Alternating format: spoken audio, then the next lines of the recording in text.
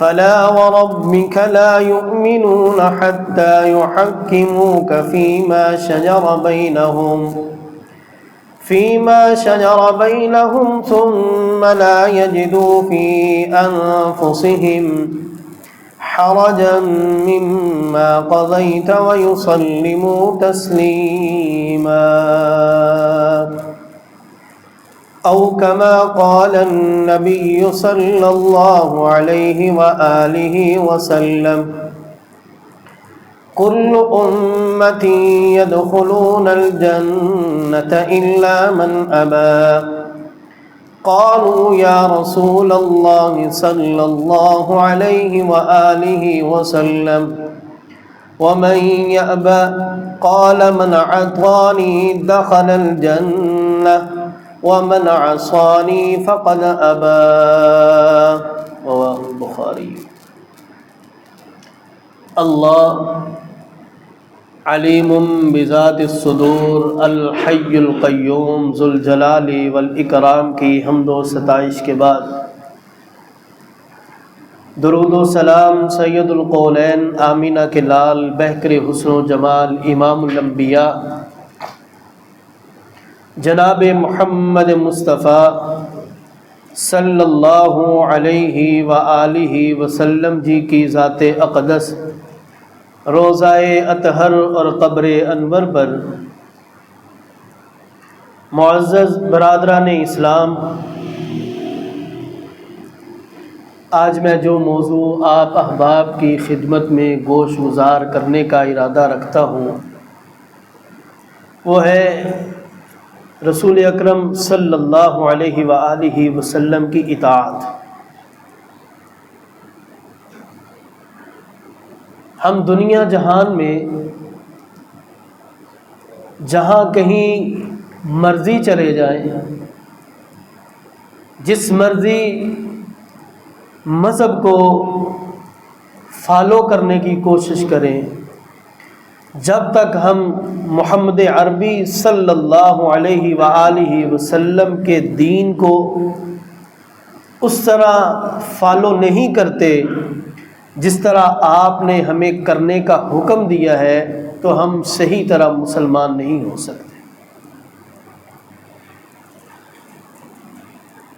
عزیزان وقار،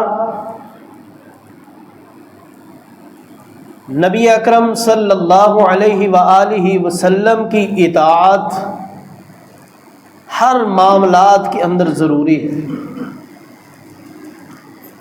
اگر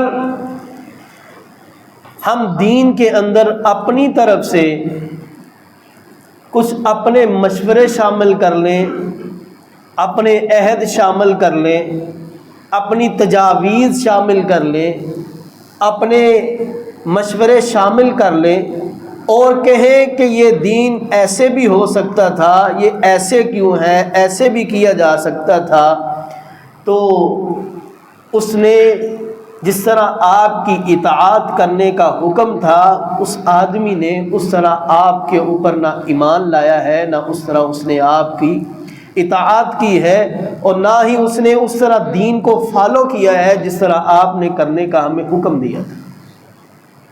دلیل اما عائشہ صدیقہ طاہرہ مطہرہ رضی اللہ تعالی عنہا بیان کرتی ہیں، میرے پاس 3 آدمی آئے، آ کے پوچھتے ہیں اماں جی ہمیں نبی صلی اللہ علیہ وآلہ وسلم کی عبادات کے متعلق آپ نے شب و روز کے متعلق ہمیں بتلائیں، وہ کیسے گزارتے ہیں؟ اماں فرماتی ہیں رضی اللہ تعالیٰ عنہ کہ نبی صلی اللہ علیہ وآلہ وسلم روزہ بھی رکھتے، افطار بھی کرتے، نکاح بھی کرتے، ازواج کے حقوق کا خیال بھی کرتے، اور آپ رات کو عبادات بھی کرتے تھے، سویا بھی کرتے تھے۔ تینوں صحابیوں نے سنا، ان میں سے ایک نے کہا میں ساری زندگی روزہ رکھوں گا، کبھی بھی افطار نہیں کروں گا، افطار کرنے سے مراد کہ میں کبھی بھی چھوڑوں گا نہیں۔ ایک کہنے لگا میں عورتوں کے قریب نہیں جاؤں گا، میں نکاح نہیں کروں گا۔ ایک کہنے لگا میں ساری رات عبادت کیا کروں گا، سویا نہیں کروں گا۔ تینوں کی بظاہر نیت اچھی ہے، لیکن طریقہ رسول اللہ صلی اللہ علیہ وسلم کا نہیں ہے۔ رسول اللہ صلی اللہ علیہ وسلم جب گھر میں آئے، سیدہ عائشہ صدیقہ رضی اللہ تعالیٰ عنہا فرماتی ہیں کہ 3 آدمی آئے تھے، آپ کے متعلق پوچھا، میں نے بتلایا، وہ یوں جواب دے گئے ہیں۔ رسول اللہ صلی اللہ علیہ وآلہ وسلم ان سے ملے، کہا دیکھو میں روزہ رکھتا بھی ہوں، افطار بھی کرتا ہوں، میں نے نکاح بھی کیے ہیں، میں ان کے حقوق کا خیال بھی کرتا ہوں، اور میں رات کو عبادات بھی کرتا ہوں اور سویا بھی کرتا ہوں۔ فمن راغب عن سنتی فلیس منی، جس نے میری سنت سے اعراض کیا، دوری اختیار کی، وہ ہم میں سے نہیں ہے۔ دیکھیں ان کی نیت اچھی ہے، لیکن رسول اکرم صلی اللہ علیہ وآلہ وسلم کے طریقے کے اوپر نہیں ہے، اس لیے آپ نے کہا کہ یہ میرا طریقہ نہیں ہے، آپ ایسا کرو گے تو آپ نے میری سنت سے دوری اختیار کی ہے۔ نبی صلی اللہ علیہ وآلہ وسلم کی حدیث مبارکہ میں نے جو ابتدا کے اندر تلاوت کی، آپ فرماتے ہیں کل امتی یدخلون الجنہ الا من ابا، میری ساری کی ساری امت جنت میں جائے گی سوائے اس آدمی کے جس نے جانے سے انکار کر دیا۔ قالوا یا رسول اللہ صلی اللہ علیہ وآلہ وسلم، صحابہ کہتے ہیں اللہ کے رسول، کوئی جنت میں جانے سے بھی انکار کرے گا؟ میں یا با کون ہے جو انکار کر سکتا ہے؟ آپ فرماتے ہیں قال من اطاعنی دخل الجنہ، جس نے میری اطاعت کی، میری فرما برداری کی، مجھے فالو کیا، وہ جنت میں داخل ہوگا۔ ومن عصانی فقد ابا، جس نے میری اطاعت اور فرما برداری نہیں کی، گویا اس نے میرا انکار کیا ہے، اور اس نے میرا بھی انکار کیا ہے، اور اس نے جنت میں جانے سے بھی انکار کیا ہے۔ تو ہمیں اس دلیل سے، اس حدیث سے، یہ بخاری کی 770 نمبر حدیث ہے، اس میں اللہ کے رسول نے ہمیں یہ حکم دیا ہے کہ اگر جنت چاہتے ہو تو مجھے فالو کرو، میری اطاعت اور میری فرما برداری کرو۔ قرآن میں کہیں بھی ایسا نہیں ہے کہ فلاں مذہب کو فالو کرو گے تو جنت ملے گی، فلاں امام کو فالو کرو گے جنت ملے گی، فلاں کسی حکمران کو فالو کرو گے جنت ملے گی، فلاں ملک میں جاؤ گے تو جنت ملے گی۔ آپ نے فرمایا نہیں، مجھے من اطاعنی دخل الجنہ، جو میری اطاعت کرے گا، وہ دنیا کے کسی بھی کونے میں ہو، جہاں بھی وہ اللہ کے رسول کی اطاعت اور فرما برداری کرے گا، وہ جنت میں داخل ہوگا۔ ہمیں آج ضرورت ہے اس امر کی۔ اللہ رب العالمین قرآن مجید کے اندر فرماتے ہیں وَمَن يُطِعِ اللَّهَ وَالرَّسُولَ فَأُولَٰئِكَ مَعَ الَّذِينَ أَنْعَمَ اللَّهُ عَلَيْهِمْ مِنَ النَّبِيِّينَ وَالصِّدِّيقِينَ وَالشُّهَدَاءِ وَالصَّالِحِينَ وَحَسُنَ أُولَٰئِكَ رَفِيقًا۔ وَمَن يُطِعِ اللَّهَ وَالرَّسُولَ، جو آدمی اللہ اور اللہ کے رسول کی اطاعت کرتا ہے، فَأُولَٰئِكَ الَّذِينَ أَنْعَمَ اللَّهُ عَلَيْهِمْ، اللہ تعالیٰ ان کے اوپر انعام کرتا ہے۔ انعام کیسا کرتا ہے؟ انعم اللہ علیہم من النبیین والصدیقین والشہداء والصالحین، اللہ تعالیٰ ان کو 4 لوگوں کا قرب نصیب کرتا ہے۔ یہ انعام ہے، نبیوں کا، صدیقین کا، شہداء کا اور صالحین کا۔ وَحَسُنَ أُولَٰئِكَ رَفِيقًا، اللہ سبحانہ و تعالیٰ فرماتے ہیں کہ یہ ان کے بہترین دوست ہیں، بہترین رفیق ہیں۔ ہمیں آج ضرورت ہے اس امر کی میرے برادر، میرے محترم۔ سیدنا ثوبان رضی اللہ تعالی عنہ آپ کے آزاد کردہ غلام ہیں، بڑے پریشان ایک دن بیٹھے ہوئے، طبیب نے چہرہ پڑھا، محمد عربی صلی اللہ علیہ وآلہ وسلم نے فرمایا ثوبان کیا پریشانی ہے؟ آج تیرے چہرے کا رنگ اڑا ہوا ہے، کیا تکلیف ہے، کیا پریشانی ہے، کیا غم کھائے جا رہا ہے؟ سیدنا ثوبان رضی اللہ تعالیٰ عنہ کہتے ہیں اللہ کے رسول، میں جب گھر میں ہوتا ہوں تو جب ہمیں کوئی پریشانی، کوئی تکلیف، کوئی غم، پریشان کرتا ہے، ہم اٹھ کے آپ کے پاس آ جاتے ہیں، آپ کا دیدار کرتے ہیں، اللہ تعالیٰ آپ کی برکت کی وجہ سے ہمارے غموں کو، پریشانیوں کو رفع کر دیتا ہے۔ یہ سیدنا ثوبان رضی اللہ تعالی عنہ، کاش ہم بھی اس دور میں پیدا ہوئے ہوتے، ہم اس دور میں مدینے کی گلیوں کے اینٹ اور پتھر ہوا کرتے، اللہ کے رسول ہمارے اوپر چل کے جایا کرتے۔ کیا مقام ہے ان لوگوں کا، نبی مکرم صلی اللہ علیہ وآلہ وسلم ان کے سامنے ہیں، سامنے بیٹھے ہیں، آپ کا دیدار کر رہے ہیں، لیکن اس کے باوجود وہ کہتے ہیں کہ ہم پریشان ہیں، کہ جب ہم گھر میں جاتے ہیں ہمیں بے سکونی، بے چین ہو جاتے ہیں کہ ہم فوراً آپ کے پاس آئیں۔ سیدنا ربیع رضی اللہ تعالیٰ عنہ، صحیح مسلم کی روایت ہے، وہ فرماتے ہیں اللہ کے رسول یہ بھی آپ کی بڑی خدمت کیا کرتے تھے، آپ کو وضو کا پانی لا کے دیتے، آپ کو استنجے کے لیے پانی لا کے دیتے، آپ کو عصا پکڑاتے، جوتے آپ کے سیدھے کرتے، آپ کے سامنے رکھتے۔ ایک دن اللہ کے رسول صلی اللہ علیہ وآلہ وسلم فرماتے ہیں ربیع آپ مجھ سے کوئی چیز مانگو، میں اللہ تعالیٰ سے آپ کو لے کے دوں گا۔ آپ یہاں صحابی کی ذہانت کو چیک کریں، سیدنا ربیع رضی اللہ تعالیٰ عنہ سوچ بچار کر کے کہتے ہیں اللہ کے رسول مجھے جنت میں آپ کا پڑوس چاہیے۔ سبحان اللہ، ہمارے جیسا ہوتا ہمیں کوئی آفر کرتا سی کہنا یہ فلاں بلڈنگ ساڈے نال لا دے، او فلاں سوسائٹی دے اندر پلاٹ ایک کنال دو ساڈے نال لا دے۔ صحابی دنیا میں ہے، موجود ہے، فکر آخرت کی ہے، جنت کی فکر ہے۔ کہا اللہ کے رسول آپ کا پڑوس چاہتا ہوں، جس کو پڑوس اچھا مل جائے اس کو اور کیا چاہیے۔ ہم تو اپنے پڑوسی کا چہرہ دیکھنا دوبارہ نہیں نہ کرتے، کوئی باہر نکل آئے تو اسی اپنے گھر چ وڑ جانے ہیں۔ تو وہاں سیدنا ربیع رضی اللہ تعالیٰ عنہ اللہ کے رسول کا پڑوس مانگ رہے ہیں۔ آپ فرماتے ہیں ربیع اگر تم میرا پڑوس چاہتا ہے تو ایسا کیا کر کہ نفل نماز کو زیادہ پڑھا کر، اعنی بکثرت السجود، سجدے زیادہ کیا کر، نوافل زیادہ پڑھا کر، اللہ تعالیٰ تمہیں جنت میں میرا پڑوس عطا کر دے گا۔ سیدھے فرض بڑی مشکل پڑھ لیں باجی، ہم تو فرض بڑی مشکل پڑھتے ہیں، فرض پڑھنے کے لیے آ جائیں تو ہمیں اس وقت بھی وقت کی جو کمی پیشی ہے وہ ستا رہی ہوتی ہے۔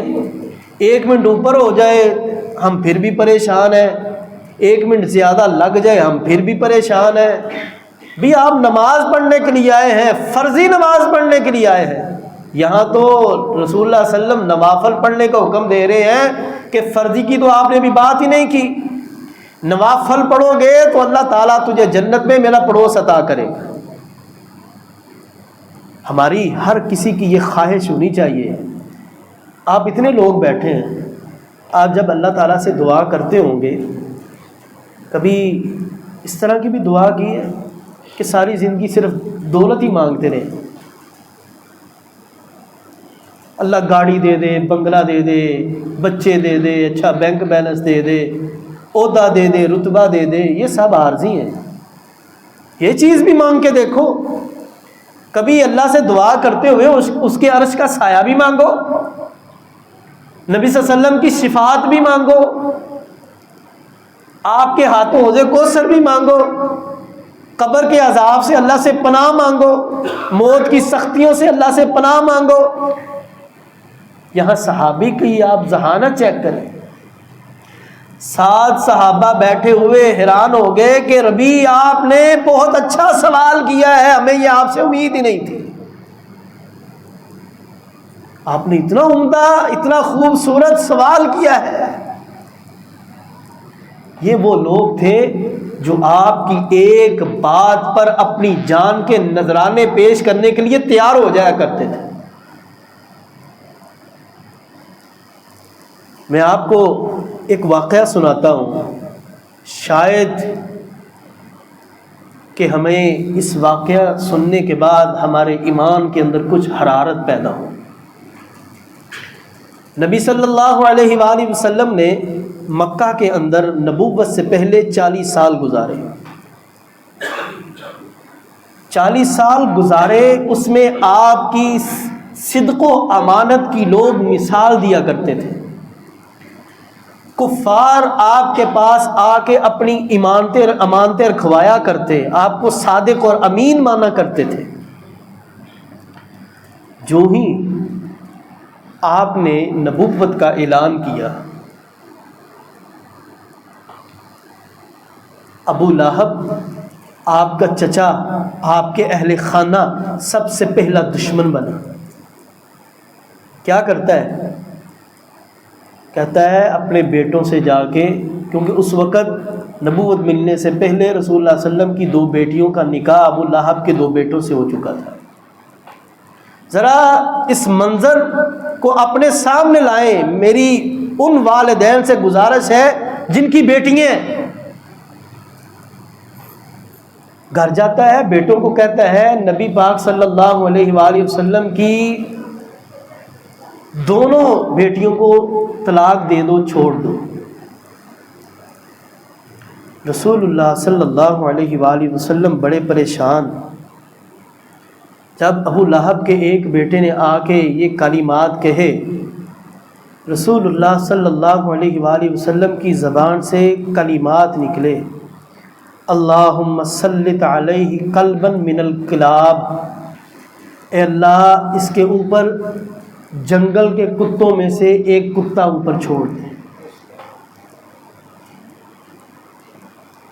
ذرا آپ اس منظر کو سامنے لائیں، ایک باپ بیٹیوں کی رخصتی نہیں ہوئی، نکاح ہو چکا ہے، کوئی آ کے کہے کہ فلاں کی بیٹی کو چھوڑ دو، کیا منظر ہوگا؟ باپ پر کیا بیتے گی؟ منظر سامنے لائیں، اسکیچ کھینچیں۔ ہمارے معاشرے میں بیٹیوں کو تو جینے نہیں نہ دیا جاتا، شادی بیاہ کر دی جائے ظلم و ستم انتہا ہو جاتا ہے۔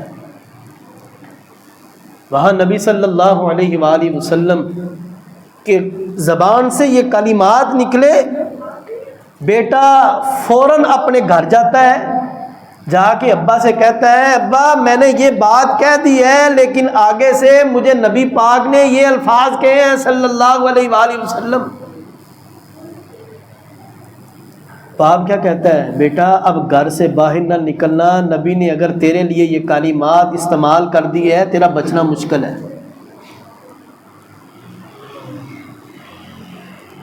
یعنی ان کو یہ یقین تھا کہ آپ کی زبان کے اندر صداقت بھی ہے اور آپ امانت دار بھی ہیں، لیکن اس کے باوجود وہ نبی صلی اللہ علیہ وآلہ وسلم کو ستایا کرتے تھے۔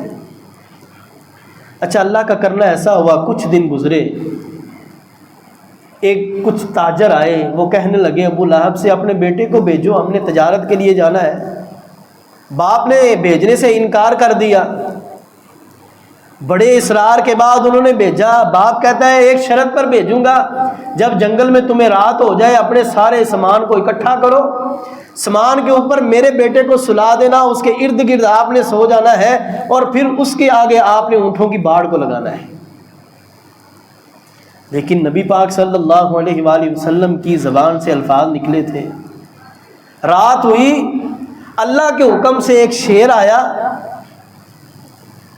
اس شیر نے سب کو دیکھا بھالا، آسمان کے اوپر وہ چڑھا اور اس نے ابو لہب کے بیٹے کو اٹھایا، دور لے جا کے، وہ سارا منظر دیکھ رہے ہیں، دور لے جا کے اس کی بوٹی بوٹی اس نے کر دی۔ یہ ہے اللہم سلط علینا، کہ اللہ تعالیٰ اس کے اوپر قلباً من الکلاب، جنگل کے کتوں میں سے کوئی کتا چھوڑ دے، جنگل کے شیروں میں سے کوئی شیر چھوڑ دے، تو اللہ تعالیٰ نے ایسا کیا۔ جو اللہ کے رسول کی اطاعت و فرما برداری نہیں کرتے، پھر ان کا حال بھی ایسا ہوتا ہے۔ ایک واقعہ اور سنیے۔ نبی صلی اللہ علیہ وآلہ وسلم مدینہ کے اندر موجود ہیں. آپ نے ایک اپنے صحابی حبیب انصار رضی اللہ تعالی عنہ کو ایک خط دے کر بھیجا مسیلمہ کذاب کی طرف. کہا کہ جاؤ جا کے اس کو دین کی دعوت دے کے آؤ. وہی مسیلمہ کذاب جس نے نبی ہونے کا دعویٰ کیا تھا. اس نے خط پڑھا، اپنے دوست و احباب محفل سجائی ہوئی تھی اس میں بیٹھا ہوا تھا. خط پڑھنے کے بعد اس کو بڑا غصہ آیا. اس نے کہا نبی صلی اللہ علیہ وآلہ وسلم کا جس کا تو نے کلمہ پڑھا ہے اس کو سچا نبی مانتے ہو؟ کہا ہاں نعم، اس میں کوئی شک کی گنجائش ہی نہیں ہے. کہا مجھے بھی مانو. کہا آپ کی آواز میرے کان تک نہیں پہنچتی. بات کو مختصر کروں، جلاد کو بلایا، کہا اس کی سب سے چھوٹی انگلی کاٹ دو ہاتھوں کی. کرتے کراتے وہ ہر بار پوچھتا رہا. کہا تیری بات میرے کانوں تک پہنچتی نہیں ہے. ہاتھوں کی انگلیاں کاٹ دی گئیں، دونوں پاؤں کی انگلیاں کاٹ دی گئیں. پھر بھی کہا کہ نبی صلی اللہ علیہ وآلہ وسلم ہی سچے نبی ہیں، ان کے علاوہ کوئی نبی ہے ہی نہیں ہے. جلاد کو حکم دیا اس کو شہید کر دیا جائے. شہید کر دیا گیا. خبر نبی صلی اللہ علیہ وآلہ وسلم تک پہنچی. بیٹے کی والدہ کو پتہ چلتا ہے، دوڑتی ہوئی آئی. کہا اللہ کے رسول آپ مجھے مبارک دیجئے، آپ مجھے مبارک دیجئے کہ میرا بیٹا آپ کے اور آپ کے دین کے کام آیا ہے. اللہ نے میرے بیٹے کی شہادت کو قبول کیا ہے، آپ مجھے مبارک دیجئے. برکیف وہ کہتی ہے کہ میں اس لشکر کا مسیلمہ کذاب کی ہلاکت ضرور دیکھوں گی. لڑائی ہوتی ہے، نبی صلی اللہ علیہ وآلہ وسلم کے 700 قرہ جنگ کے اندر شہید ہو جاتے ہیں. دور گزرا، پھر سیدنا صدیق اکبر رضی اللہ تعالی عنہ کا دور آیا. اس دور کے اندر مسیلمہ کذاب کو قتل کیا گیا.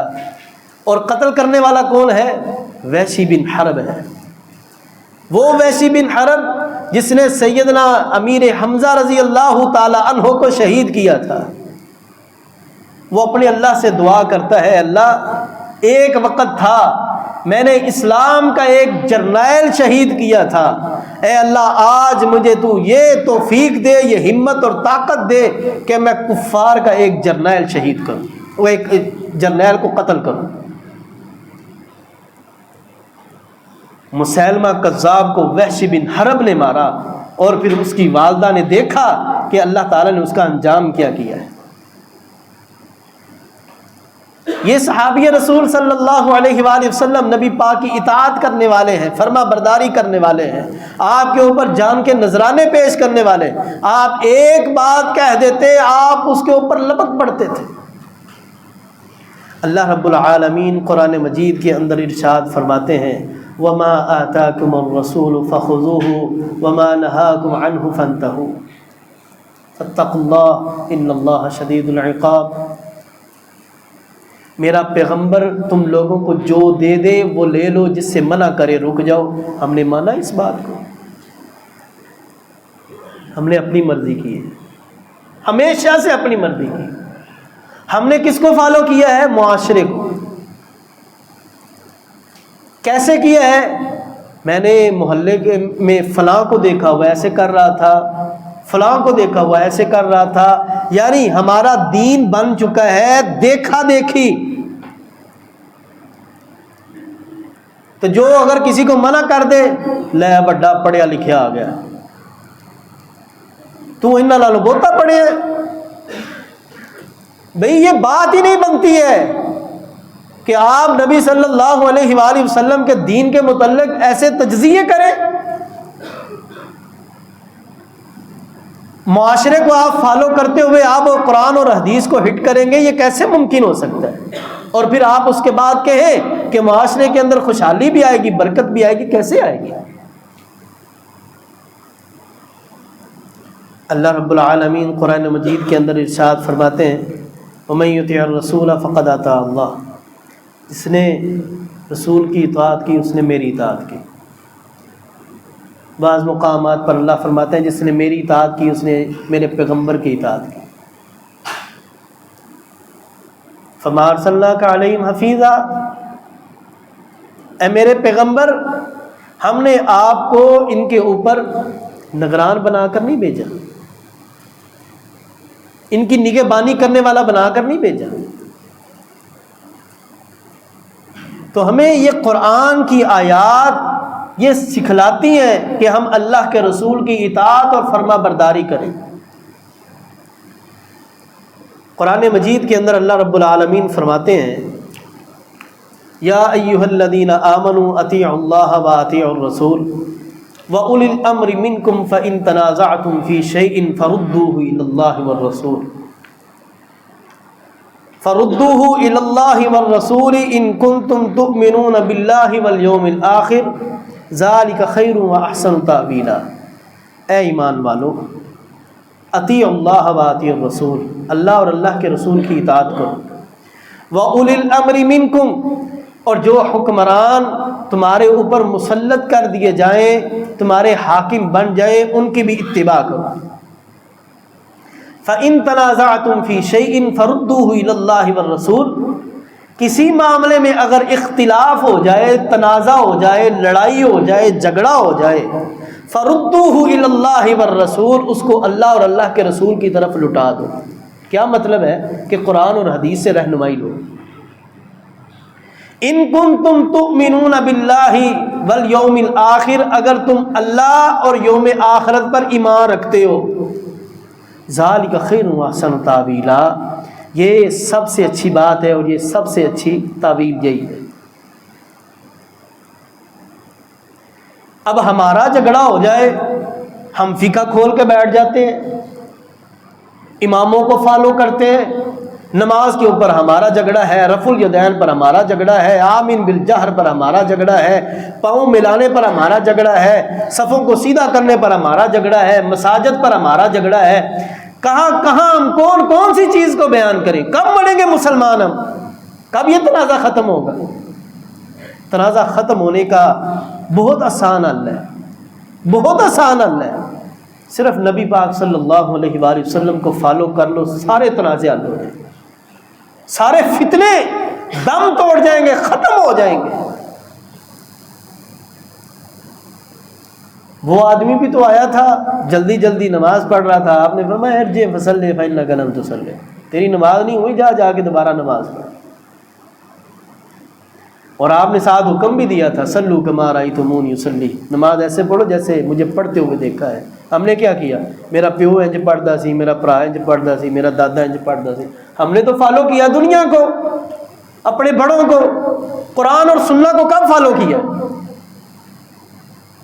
جس نے کہا ہے وہاں ہمارا تنازع ہوا ہے۔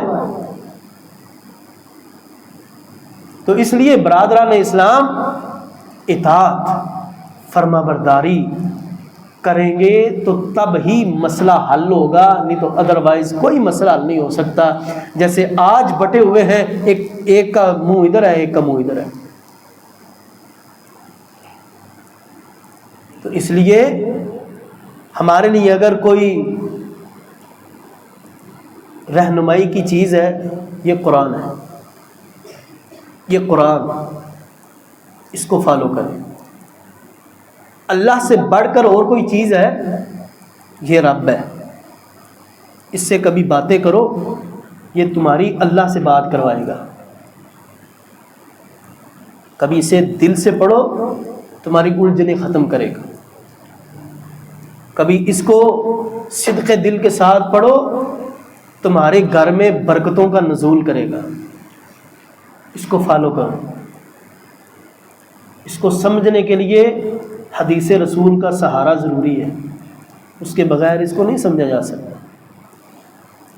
بڑے فتنے ہیں ہمارے ملک میں، فتنہ انکار حدیث ہے، ملحدین کا فتنہ ہے، بڑے فتنے، عورتوں کے فتنے عام ہیں۔ کیا کیا کریں گے ہم؟ کہاں جائیں؟ واحد حل قرآن اور سننا ہے، اس کے علاوہ کوئی حل نہیں ہے، جہاں مرضی بھاگ لو، کیونکہ میرے نبی کا فرمان ہے ترکت فیکم امرین لن تضلوا ما تمسکتم بہما کتاب اللہ و سنت رسولہ، تم گمراہ ہو ہی نہیں سکتے جب تک تم دو چیزوں کو تھامے رکھو گے، ایک قرآن ایک سننا، میری سنت ہے، میری حدیث ہے۔ کہاں ہے ہمارے پاس؟ ہمارے پاس اس وقت اگر ہے دنیا کے رسم و رواج ہے، حضرت صاحب آپ اس بات کا انکار کرنا چاہیں بھی تو نہیں کر سکتے۔ یہ امت رسم و رواج میں کھو گئی ہے، اج فلانی رسم ہے، اج فلانی رسم ہے، اج فلانے دا دن ہے، اج فلانے دا دن ہے، اج ابے دے کنڈے نے، اج ابے دا ختم ہے، فلاں کر لو فلاں کر لو۔ یہ قرآن اور یہ سننا دلوں کو جھنجھوڑنے کے لیے آیا تھا، یہاں ہم رنگینیاں منا رہے ہیں، اپنی خواہشات کو اچھال اچھال کر سامنے بیان کر رہے ہیں۔ کیا کریں گے ہم لوگ؟ کب اطاعت کریں گے، فرما برداری کریں گے؟ کیا ہم کسی ایسی امت کا انتظار کر رہے ہیں یا کسی ایسے عالم کا انتظار کر رہے ہیں جو آئے خود ہی عمل کرے، خود پڑھے، خود چلا جائے اس دنیا سے؟ بس اس مخلوق کی ہمیں کسی ایسی مخلوق کے انتظار ہے؟ میرے برادر، زندگی ایک بار ملی ہے، بار بار نہیں ملتی۔ ختم، بس ختم، یہاں کا معاملات ختم۔ ایک صاحب نے بڑی پیاری بات کی تھی، اس نے کہا دیکھیں اس آدمی سے بڑا جاہل کون ہے؟ کماتا خود ہے، کھاتے پچھلے ہیں، اس دنیا سے چلا جائے گا، حساب اس نے دینا۔ میں کما رہا ہوں، اپنا حساب تو میں دینا نا، میرے گھر والوں نے نہیں دینا، ان کی تو جب باری آئے گی وہ جانے۔ تو ہمیں کیا پڑی ہے؟ سود بھی لیے جا رہے ہیں، رشوت بھی لیے جا رہے ہیں، سب کچھ کیے جا رہے ہیں۔ اے جناب، ایسا بھرنے کا نام ہی نہیں لیتی۔ میرے نبی نے فرمایا تھا یہ میری امت، ان کے پاس ایک سونے کی وادی ہو، یہ خواہش کریں گے ایک اور ہو، خواہش کریں گے ایک اور ہو، کہ ایسا نہیں ہے؟ حضرت صاحب ہم بھرتے ہی نہیں ہیں، ہم کہتے ہیں پوری دنیا ساڑھے قدمہ جا کے ڈگ جائے، ہم نے پھر بھی نہیں بھرنا۔ اس کو بھرے گی کون؟ قبر کی مٹی۔ تو اس لیے وقت بہت ہوا چاہتا ہے، میں آپ سے، اپنے آپ سے یہی گزارش کرتا ہوں، ہمارے لیے اگر کوئی کامیابی ہے وہ قرآن اور سننا ہے، اس کے علاوہ کوئی حل نہیں۔ میں پھر کہتا ہوں، فرقہ واریت سے باہر نکلیں، وَاعْتَصِمُوا بِحَبْلِ اللَّهِ جَمِيعًا وَلَا تَفَرَّقُوا۔ اس کے پہلو کو، اس آیت کے متن کو پڑھتے ہوئے اپنے آپ کو سنبھالیں، اپنے آپ کو ایک لڑی میں پرونے کی کوشش کریں۔ آپ اپنے آپ کو سدھاریں، انشاءاللہ معاشرہ سدھرنا شروع ہو جائے گا۔ دوسروں پر تنقید کرنے سے پہلے اپنی اصلاح ضروری ہے۔ ایک انگلی کسی کرنے سے پہلے یہ دیکھو کہ باقی ہماری طرف لوٹ رہی ہیں، وہ کیا اشارہ کر رہی ہیں، وہ سمجھا رہی ہیں۔ پہلے اپنے ال چاک، اپنی میں مار، پھر دوسرے ال ویخ۔ پہلے اپنی میں مکاؤ، پھر دوسرے ال چاتی مارو۔ اللہ تعالی عمل کرنے کی توفیق عطا فرمائے۔ اللہ